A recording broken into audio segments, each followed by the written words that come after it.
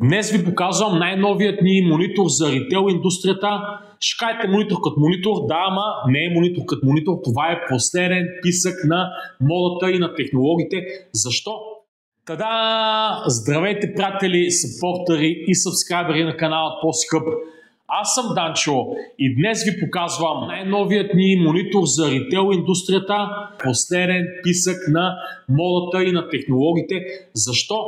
Защото предава видеото посредством само един USB кабел.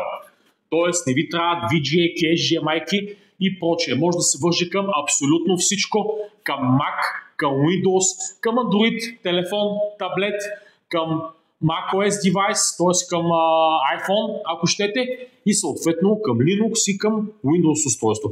Т.е. това нещо като клиентски екран може да го използвате с абсолютно всичко, с което ви е густо. Какво друго имаме в този девайс?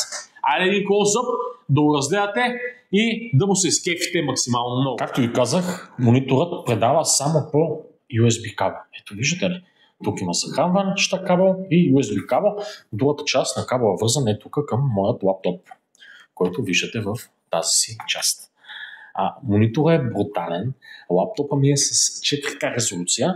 Мониторът е с 1366 на 768, но на тези 12 инча тази резолюция направо изглежда скандална, защото имате много яко насищане на пиксели, защото е по-малък екрана, резолюцията е същевременно супер голяма, 1366. Другото супер готино на този монитор е, че той е супер ярък, така както трябва да бъде всеки един ритейл монитор. Освен това, че е супер ярък и супер готин, и супер тънък. Виждате ли за какво става въпрос? Самото изящество. И друго много важно, специален дизайн направихме.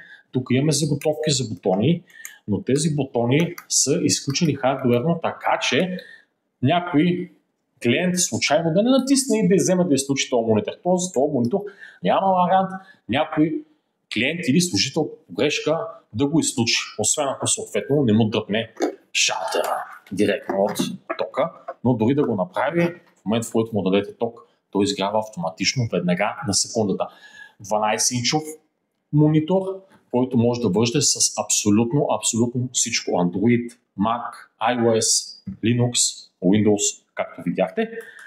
И другото супер готино е, че е супер тънък и имате VESA, две заготовки сме ви направили, VESA 7.5 и VESA 100, така че да може да си го сложите на каквато стойка ви е кеф. И така, най-яките ритейл технологии от SmartTech Systems и съответно от по-скъп STS 12LM монитор за ритейла. Това е клиентски монитор, който седи посока вашите клиенти и визуализира сметката, съответно може да въртите на него и реклами. Така че, за да сте винаги в течение с най-готините технологии за ритейл индустрията, последвайте нашия канал и съответно нашите социални мрежи.